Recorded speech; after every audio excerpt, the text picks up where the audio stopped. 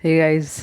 सो आज हम करेंगे केमिस्ट्री से रिलेटेड कुछ एक इम्पॉर्टेंट क्वेश्चन जो कि बेसिकली रिलेट करते हैं आपके hydrogen water and hydrogen peroxide के साथ। ठीक है, so let us start. So question number 1 is the nuclei of tritium atom would contain neutron. तो जो ट्रिटियम का एटम है उसमें कितने उसके न्यूक्लियर में कितने न्यूट्रॉन आएंगे। तो हमें पता है हाइड्रोजन के 3 आइसोटोप्स होते हैं। ठीक है, कौन कौन से? Protium, deuterium and tritium. तो सब के अंदर जो आपका इलेक्ट्रॉन होगा वो 1 ही रहता है। ठीक है, बट जो आपके न्यूट्रॉन है उसके बेसिस पे डिफरेंस आता है इनके अंदर। तो जो आपका प्रोटियम है उसमें आपका 0 न्यूट्रॉन होता है, जबकि आपका जो ड्यूटेरियम है उसमें 1 न्यूट्रॉन होता है, एंड जो ट्रिटियम है उसके अंदर आपके 2 न्यूट्रॉन होते हैं। ठीक है, तो इस तरीके से जो हमारे पास आपका ट्रिटियम का एटम है उसके न्यूक्लियाई में न्यूट्रॉन कितने होंगे? 2।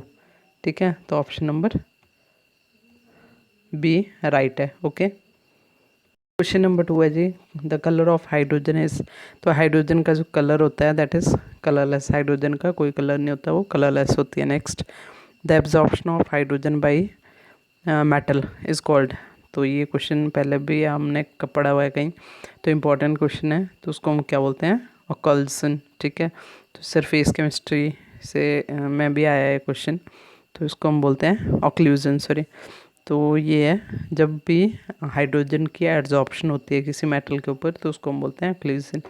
Next, question number 4, the number of nucleon in the deuterium molecule. तो जो ड्यूटेरियम है उसमें न्यूक्लियन कितने होते हैं? तो ये रहा इसका सॉल्यूशन गाइस।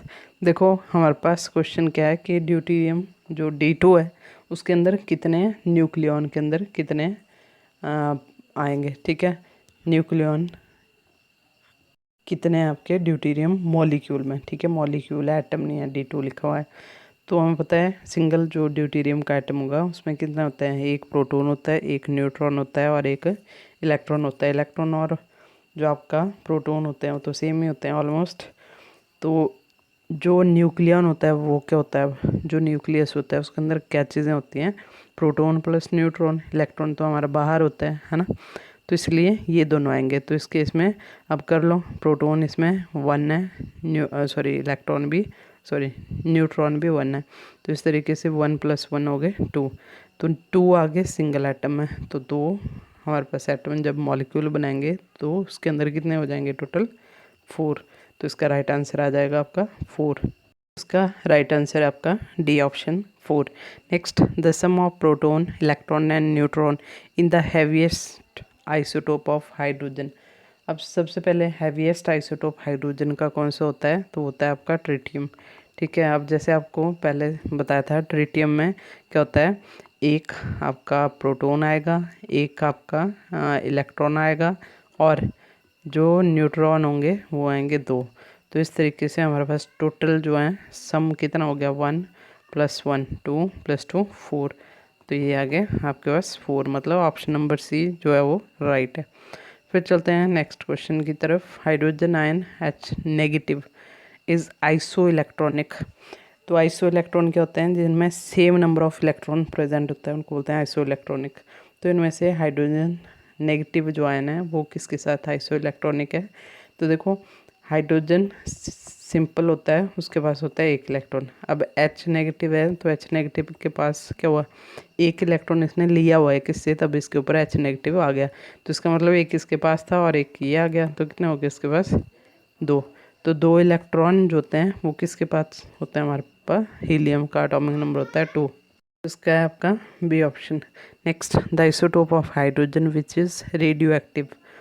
तो हमें पता है जो आइसोटोप हाइड्रोजन का रेडियो एक्टिव होता है that is your tritium. Next, in all its properties hydrogen resemble. तो ये एक ट्रिकी क्वेश्चन है और इम्पॉर्टेंट भी है। तो हाइड्रोजन अपनी सारी प्रॉपर्टी में किसके साथ रिजेंबल करता है? एल्कली के साथ, हैलोजन के साथ, दोनों के साथ, या किसी के साथ भी नहीं। तो अगर ऑल प्रॉपर्टी की बात करेंगे तो इसका राइट आंसर है आपका डी, क्योंकि कम्प्लीटली ना तो एल्कली से रिप्रेजेंट करता है प्रॉपर्टी ना तो हैलोजन से। ठीक है, कुछ प्रॉपर्टीज़ की एल्कली से मिलती हैं और कुछ एक हैलोजन से। ओके। नेक्स्ट आता है which of the following can absorb largest volume of hydrogen gas. तो इनमें से बोलते हैं सबसे ज़्यादा जो हाइड्रोजन गैस है वो कौन एब्जॉर्ब कर सकता है, तो इट इज़ कोलाइडल पैलेडियम जो होता है उसके ऊपर सबसे ज़्यादा एब्जॉर्प्शन होती है जो हाइड्रोजन गैस होती है उसकी। फिर आता है आपका next question, hydrogen can be prepared by mixing steam and water gas at 500 degree Celsius in the presence of Fe2O4 ferric oxide and chromium oxide. This process is called, तो इसको हम बोलते हैं बॉश प्रोसेस। ये एक important method है hydrogen को बनाने का। नेक्स्ट है आपका water is said to be permanently hard when it contains. तो जब भी हमारे वाटर में जो मैग्नीशियम और कैल्शियम के सल्फेट्स प्रेजेंट होते हैं या क्लोराइड्स प्रेजेंट होते हैं तो उससे हमें मिलता है permanent hard water. Next which is the lightest gas, तो इनमें से आपकी जो हाइड्रोजन है that is the lightest gas. Then comes your next question, the structure of H2O2 is, तो इसका ऑप्शन नंबर बी राइट है क्योंकि हाइड्रोजन पेरोक्साइड का जो स्ट्रक्चर होता है वो एक ओपन बुक की तरह आता है कुछ इस तरीके से, ठीक है, तो नॉन प्लेनर आ गया। नेक्स्ट है आपका angle in water molecule is about, तो ये कितना होता है 104 समथिंग होता है, ठीक है 4.5, तो इसलिए 105 डिग्री करेंगे हम। Next metal which does not liberate hydrogen from acid, तो इनमें से कौन सा मेटल हाइड्रोजन लिबरेट नहीं करता है। Next a metal which does not liberate hydrogen from acid, तो इसका राइट आंसर है आपका ए ऑप्शन। कॉपर जो होता है वो लेस रिएक्टिव होता है हाइड्रोजन से, ठीक है, तो इसलिए वो उसको रिप्लेस नहीं कर पाता, बाकी सारे जो होते हैं ज़्यादा रिएक्टिव है हाइड्रोजन से। Next hydrogen from HCl can be prepared, तो हाइड्रोजन को HCl से बनाने में मेन रोल किसका आता है, तो ये होगा आपका मैग्नीशियम, ठीक है। उसके बाद क्योंकि ये मैग्नीशियम जो होता है वो उससे ज़्यादा रिएक्टिव है हाइड्रोजन से, इसलिए उसको रिप्लेस कर देता है, उसके कारण वो बना पाता है उसको। नेक्स्ट है आपका ordinary hydrogen at room temperature is mixture of, तो ये जो ऑर्डिनरी हाइड्रोजन होती है रूम टेम्परेचर पे, तो ये किसका मिक्सचर होती है, तो इसमें होता है आपका 75% ऑर्थो हाइड्रोजन और 25% पैरा हाइड्रोजन, ठीक है। नेक्स्ट क्वेश्चन है इंपॉर्टेंट है, which of the following produces hydrolith with the di hydrogen, तो हाइड्रोलिथ क्या होता है CaH2, इसको बोलते हैं हाइड्रोलिथ। तो सिंपली इसमें कैल्शियम जो होगा वो हाइड्रोजन के साथ कंबाइन करके हमें देता है hydrolith.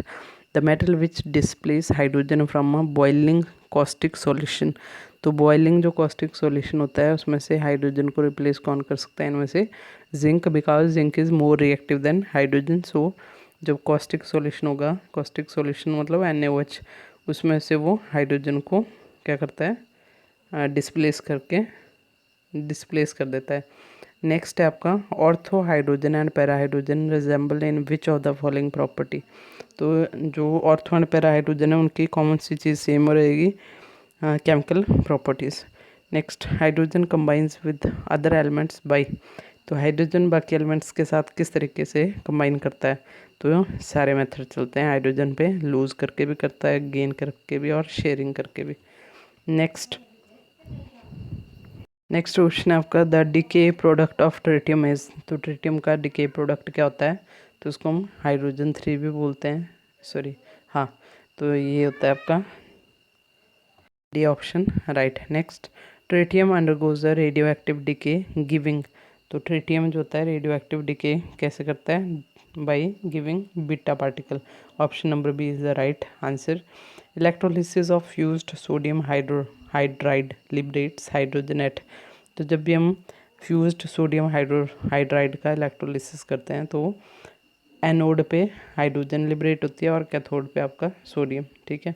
Next hydrogen is evolved by the action of cold dilute nitric acid on, तो कोल्ड डाइल्यूट नाइट्रिक एसिड पे हाइड्रोजन का एवोल्यूशन कब होगा, जब इसके ऊपर मैग्नीशियम या मैंगनीज जो होते हैं वो इनमें से कोई रिएक्ट करता है, ठीक है, एक्ट करेगा, तो इसमें हमारे पास मैग्नीशियम आ जाएगा इसका।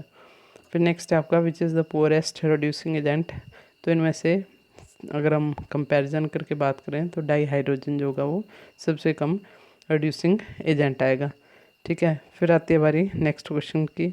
The difference between heat of adsorption of ortho and para hydrogen. तो हीट ऑफ एड्जॉर्प्शन जो अर्थ और पैरा हाइड्रोजन की होती है, इसमें जो डिफरेंस आता है वो कितना होता है, 0.4 किलो जूल पर मोल। ओके, ये थे गाइस आज के लिए केमिस्ट्री के कुछ एक वेरी इंपॉर्टेंट क्वेश्चन। इनमें से कोई ना कोई क्वेश्चन पक्का टैट एग्ज़ाम में पूछा जाएगा, एक क्वेश्चन कम से कम। तो keep learning, and if it seems helpful to you, then you can please share and subscribe the channel. Thank you.